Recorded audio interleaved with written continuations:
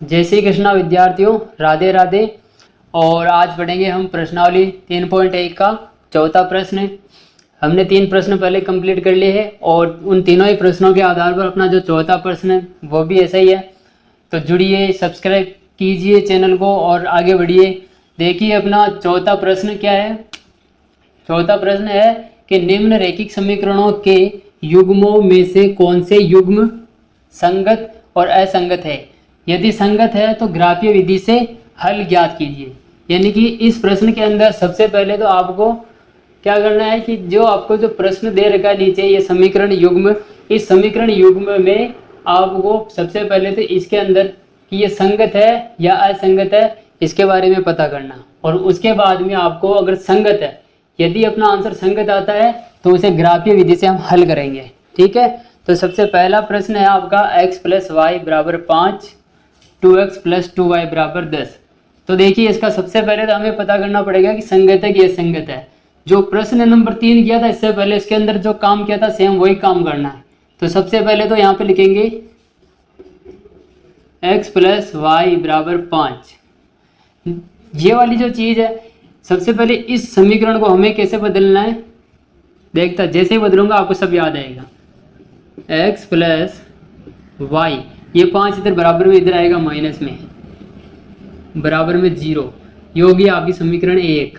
ठीक है, इसी प्रकार आपका अगला है 2x + 2y = 10। इसमें भी बराबर में 10 उधर है, तो इसको भी करो 2x + 2y, कट गया थोड़ा सा यहाँ से 2y, और ये इधर प्लस में इधर आएगा तो माइनस में, बराबर 0। समीकरण 2। संगत और असंगत की पहचान करनी है। तो सबसे पहले क्या करेंगे, समीकरण 1 से, बहुत ईजी है।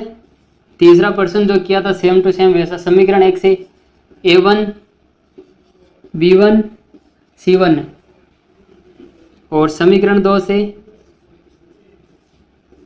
a2 b2 c2, बिल्कुल सेम सेम है।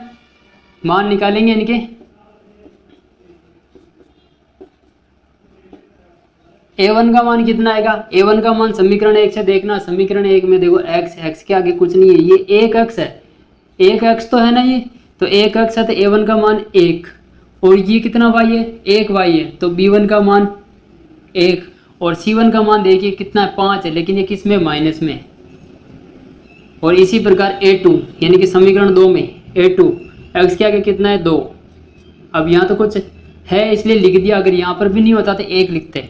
b2 का मान भी कितना है, 2। c2 का मान कितना है, -10। ये देखिए, अब हम संगत असंगत की पहचान करने के लिए एक शर्त जो इसके अंदर हमने पिछले प्रश्न में किया था कि a1 a2 b1/b2 c1/c2, वो हमें करने। जैसे पहले लेंगे हम a1/a2, इसका मान क्या आता है, a1 का मान कितना है, 1, a2 का मान कितना है, 2, 1/2, तो ये हो गया आपका a1 a2। इसी प्रकार b1/b2, यहाँ कॉमा लगा दो, एक एक चेक कर रहे हैं। b1 का मान कितना होगा, 1, b2 का मान कितना है, देखिए 2।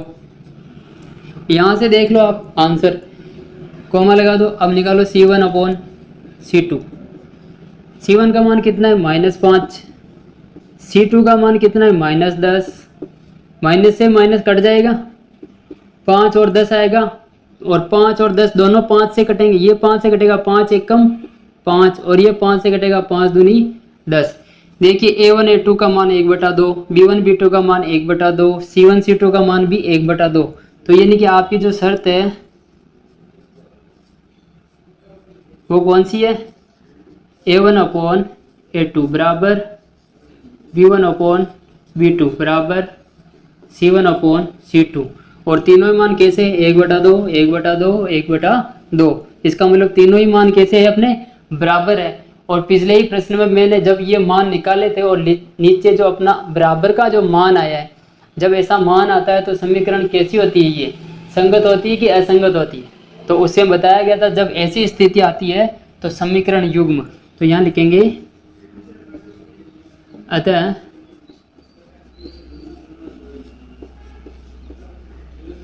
समीकरण युग्म संगत है।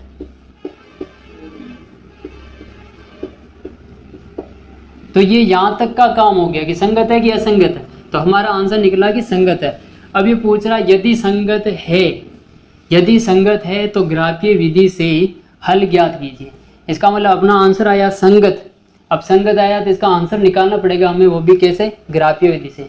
अगर यहाँ असंगत आ जाता तो अपना आंसर यही खत्म हो जाता, हम आगे का काम नहीं करते। इसलिए अपना जो आंसर संगत आ गया तो हम आगे का काम भी करेंगे, इसका हल भी निकालेंगे। x और y के मान हमें निकालने होंगे। तो इससे पहले एक बार इसका स्क्रीनशॉट ले लीजिए, फिर इसका आगे का जो हल है ग्राफीय विधि का वो करवाते हैं। तो देखिए अपना जो पहला प्रश्न था, अब उसका जो अपना आंसर आया था, क्या आया था? वो संगत आया था। क्या आया था? संगत। अब संगत आ गया तो हमें हल निकालना पड़ेगा किससे? ग्राफीय विधि से। तो यहाँ पे आगे आपको क्या करना है? ग्राफीय विधि से हल।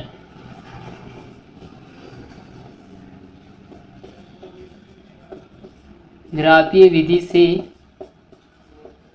हल, यही प्रश्न था। तो ठीक है, सबसे पहले क्या करेंगे?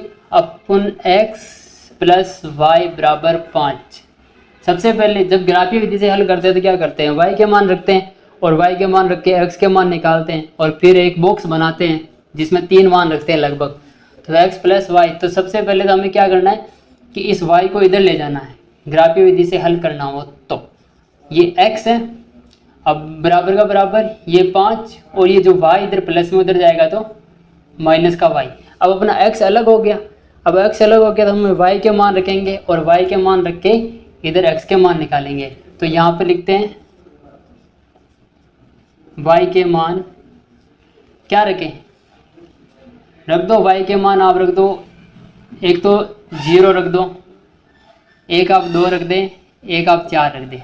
ठीक है, कुछ भी रखो, 0 1 2 3, हमने ये रख दिए, आसानी से काम होगा अपना। तो सबसे पहले y का मान 0 रखने पर, देखिए y का मान 0 रखते हैं तब क्या आता है अपना? x का x, ये सबसे पहला काम होगा। ऐसे इस प्रकार से 3 करते हैं, x का x बराबर फिर 5 माइनस यहाँ पर y का मान क्या रख रहे हैं? 0। तो x का मान आ गया आपके 5 में से 0 गया तो 5। फिर दूसरा काम, y का मान, y के मान भी ऐसे रखना ताकि आपके आंसर भी कोई एक फिक्स संख्या आ जाए, पॉइंट दशमलव ऐसा आंसर नहीं आना चाहिए। y का मान 2 रखने पर, अब y का मान 2 रखने पर, चलो रखें, देखिए क्या आता है। ये x है आपका बराबर 5 माइनस 2, तो x का मान आएगा 5 में से 2 जाएगा तो 3। इसी प्रकार अगला y बराबर क्या रखेंगे? अब 4, यहाँ लिखो y का मान 4 रखने पर, y का मान 4 रखते हैं तो वापिस यहीं आते हैं, x बराबर 5 माइनस 4, तो x बराबर 5 में से 4 जाएगा तो 1। यहाँ पर y के मान थे तो देखिए हमने 3 ही कर लिए, 1 2 3 कर लिए, एक बार 0 रखा, एक बार 2 रखा, एक बार 4 रखा और x के मान 5 3 और 1 आ गया। अब इसी प्रकार अब आगे इधर भी करना हमें, ठीक है, इधर भी करना आपको। किसके लिए? इसके लिए। ये क्या अपनी 2x प्लस 2y बराबर 10। सबसे पहले हमें तो इधर x चाहिए ना, जिस प्रकार इसमें इधर x लिया था उसी प्रकार इधर x चाहिए। तो आप यहाँ पे 2x रखना बराबर 10 रखना और ये जो प्लस का 2y है इसको उधर भेजना। ठीक है, अब हमें सिर्फ x चाहिए तो x रखना है आपको बराबर 10 माइनस 2y और ये 2 इधर किस में? गुणे में। 2 का x के साथ जो रिलेशन है वो इनटू का मल्टीप्लाई का है, तो मल्टीप्लाई को हम इधर से उधर डिवाइड में भेज देंगे। यहाँ पे 2 है तो ये डिवाइड में आ गया 2। तो इस प्रकार से x का हो गया। अब हमें यहाँ पर क्या करना है? y के मान रखने हैं और y के मान रखेंगे तो अपना आंसर आएगा। तो सबसे पहले मैं यहाँ पर y के मान जैसे मैं 0 रख सकता हूँ, इसके बाद में कुछ ऐसी संख्या रखूँगा ताकि आंसर आ जाए।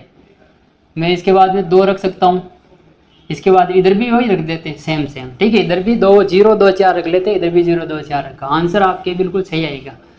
तो सबसे पहला काम करते हैं, y बराबर 0 रखने पर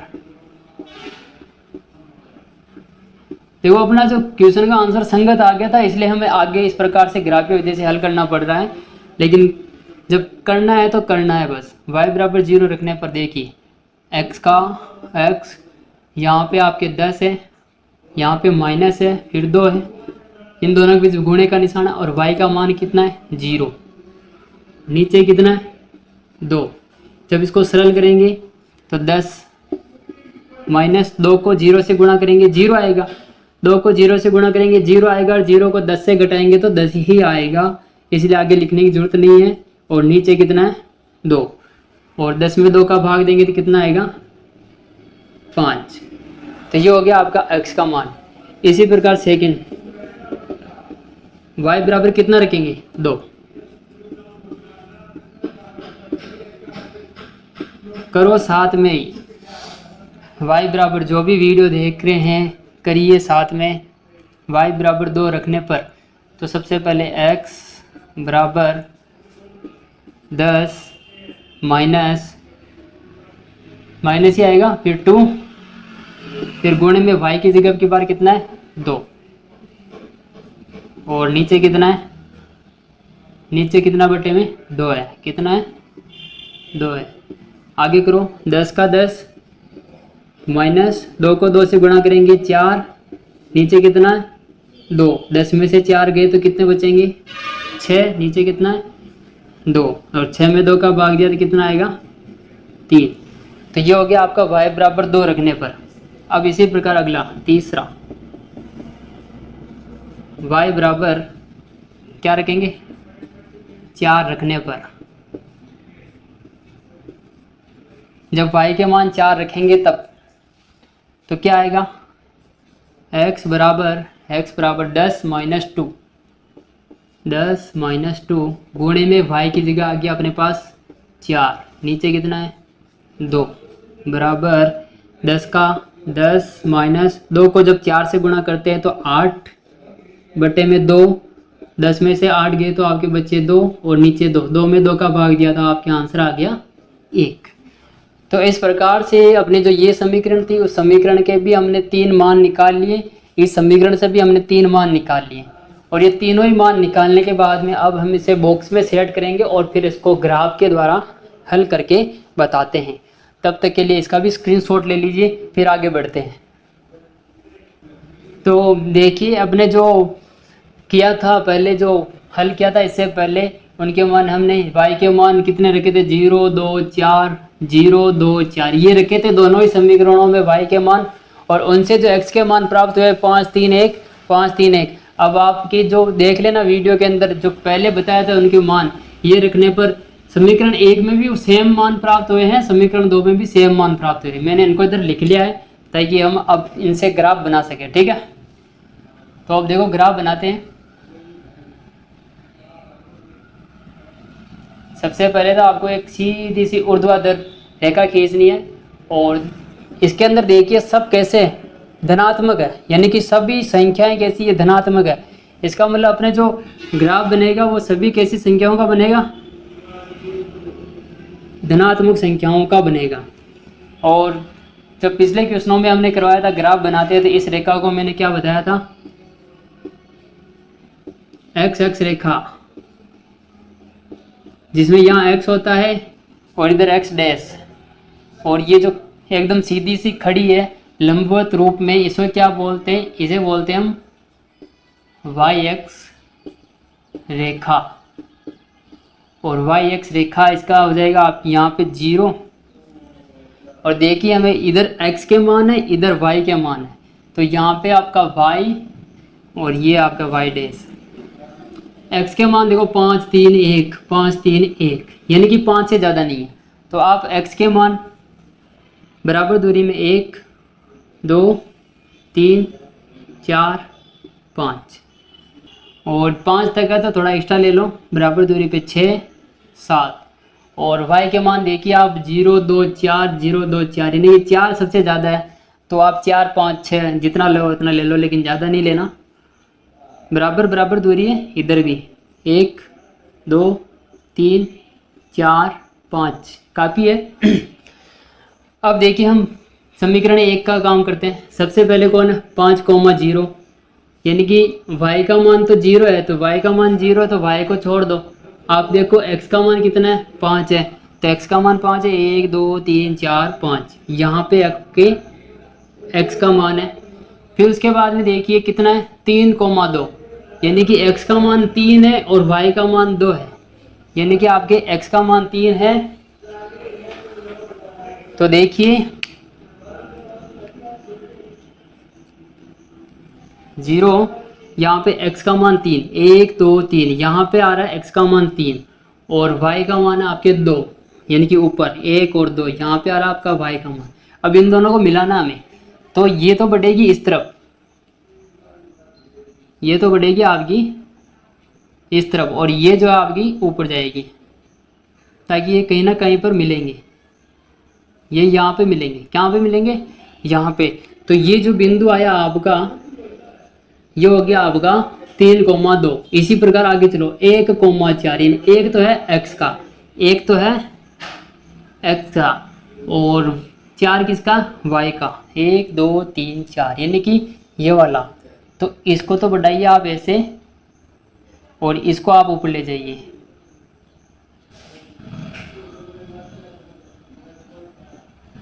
ये देखिए यहाँ पे, ये यहाँ पे मैच हो रहा है, तो आपको तीनों ही बिंदु प्राप्त हो गए। 5,0 यहाँ पे प्राप्त, सॉरी यहाँ पे प्राप्त हुआ, 3,2 यहाँ पे प्राप्त हुआ, 1,4 यहाँ पे प्राप्त हुआ। अब जो अपनी नेक्स्ट समीकरण है वो भी देखो सेम है, 5,0 3,2 1,4, इसका मतलब उसके मान भी कौन है यही है। तो अपने दोनों ही जो समीकरण आई है वो एक ही चीज़ है, मतलब कि एक ही लाइन पर बन रही है। तो इनको मिला देते हैं।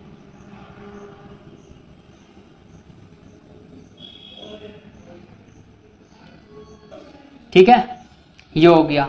अब आपका ये ग्राफ कंप्लीट है, और जो अपनी ये रेखा बनी है, ये रेखा जो भी बनी अपनी समीकरण 1, इसे समीकरण 1 भी लिख दो आप, समीकरण x + y = 5, x + y = 5।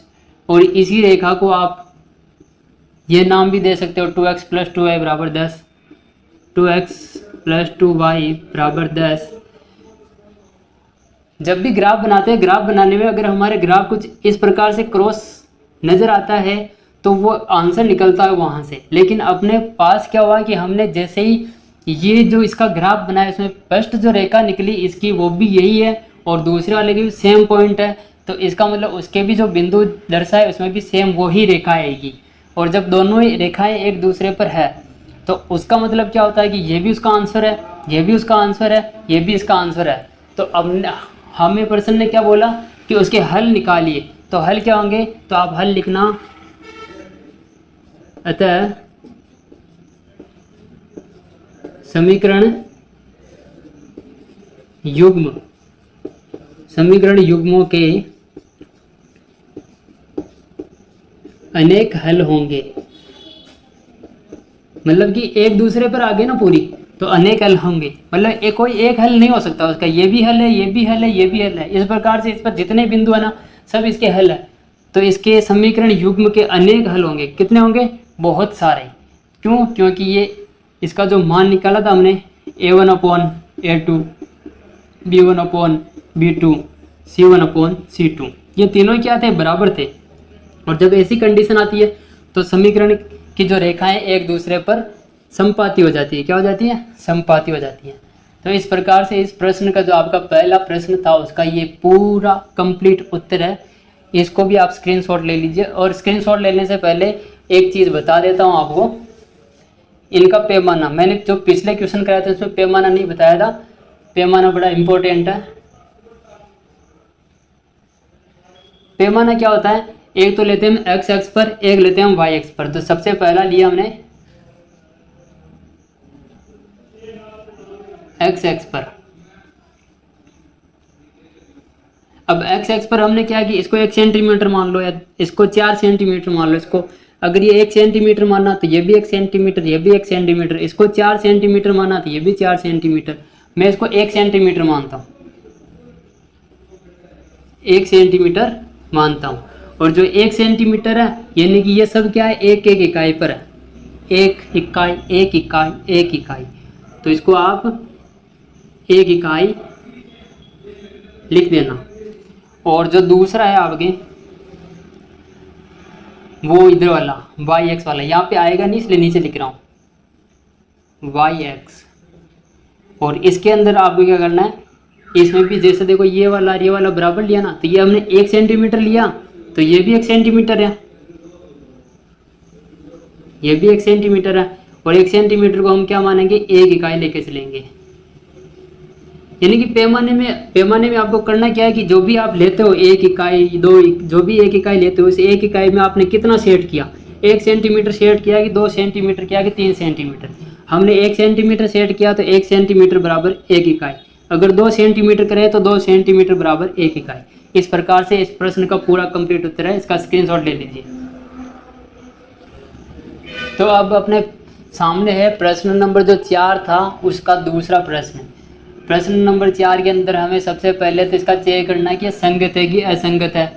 ये चेक करने के बाद में फिर इसके अंदर अगर संगत निकलता है तो ग्राफीय विधि से हल करेंगे, संगत नहीं निकलता है तो फिर इसको ग्राफीय विधि से हल नहीं करेंगे। लेकिन जो अभी थोड़ी देर पहले जो मैंने पहला प्रश्न करवाया था सेम उसी प्रकार का प्रश्न है ये, और एक भी जगह इसमें कोई चेंज नहीं है, बिल्कुल भी अलग से कुछ भी इसके अंदर नहीं है। सबसे पहले आपको क्या करना है, इसके अंदर देखो ये मैं बता देता हूँ इसके बारे में, लेकिन करना आपको ये, ठीक है। तो इसके अंदर सबसे पहले आपको करना क्या है कि इसका पक्षांतरण करके इसको समीकरण 1 में बनाना, और इसको आप समीकरण 2 में, और इतना है ना ये थोड़ी देर में कंप्लीट कर लोगे आप, समीकरण 2 में बनाना। और बनाने के बाद में आपको इसके अंदर वो a1 a2 b1 b2 c1 c2 ये वाली जो कंडीशन इसमें लगा के देखनी है, ये सभी मान निकालना, और निकालने के बाद देखना है कि ये बराबर आता है कि नहीं आता है। तो इसका जो आंसर आएगा वो तीनों ही बराबर नहीं आएंगे, इसका आंसर में 2 बराबर आएंगे, 1 नहीं आएगा, मैं पहले बता रहा हूँ। और इसका जो आंसर निकल के आएगा वो आपके आएगा असंगत। क्या आएगा, असंगत। तो जैसे ही आपके ये जो असंगत आएगा ना आंसर, तो इसमें आपको करना क्या है कि असंगत आते ही आपको ग्राफीय विधि जो है, ग्राफीय विधि वो आपको नहीं लगानी, यानी कि आपका आंसर यही हो जाएगा, यहीं पे आपका आंसर खत्म हो जाएगा, इसको लगानी नहीं है। क्योंकि प्रश्न में हमें बोल रखा है यदि संगत आता है तो ग्राफीय विधि से हल कीजिए, लेकिन हमें प्रश्न के अंदर असंगत का कोई नहीं पूछ रखा है तो हम ग्राफीय विधि से इसको हल नहीं करेंगे। तो अपना बस इतना ही आंसर करना है इसके अंदर, यहाँ तक ही पता करना और इसका आंसर असंगत लिखना लास्ट में, ठीक है। तो इस प्रश्न को आप अपने होमवर्क मान लीजिए, इसको आप जो अभी मैंने क्वेश्चन किया था थोड़ी देर पहले उसमें जो निकाले थे ये मान, उस टाइप से इसको हल करना और असंगत इसका आंसर होगा। तो और एक चीज़ और इसमें बता देता हूँ, ये आपका इसमें दूसरा प्रश्न नंबर जो 4 है आपका, उसके अंदर अभी तीसरा और चौथा प्रश्न बाकी है, और इनके हम पढ़ेंगे अपनी अगली क्लास में। जब हम अगली क्लास लेंगे आपकी उसमें इनको कंप्लीट कर लेंगे, और उसके अंदर भी एक में तो ग्राफ बनेगा और एक में नहीं बनेगा, ठीक है। तो ये आपका जो प्रश्न है इसी प्रकार प्रश्न नंबर 4 का जो आपका पहला और दूसरा कंप्लीट है, और इन्हें आप अच्छे से अपनी कॉपी में कर लीजिएगा और सपोर्ट करें हमें, ताकि हम आपके लिए और बढ़िया से बढ़िया वीडियो लाके आपको समझाएं, अच्छे से अच्छे हर क्वेश्चन आपको सॉल्यूशन करके आपको आपके सामने पेश करेंगे। तो आज की वीडियो अपनी यही है, क्लास खत्म होती हुई, और अगली वीडियो में हम फिर से मिलेंगे आपको इसी प्रकार के अच्छे क्वेश्चन लाके। और अगर आपको वीडियो अपना पसंद आ रहा है तो आप लाइक करो, सब्सक्राइब करो, और जल्दी से जल्दी हमारे चैनल को और आगे बढ़ाओ, ठीक है। तो तब तक के लिए अगली क्लास में हम मिलते हैं। जय हिंद, राधे राधे।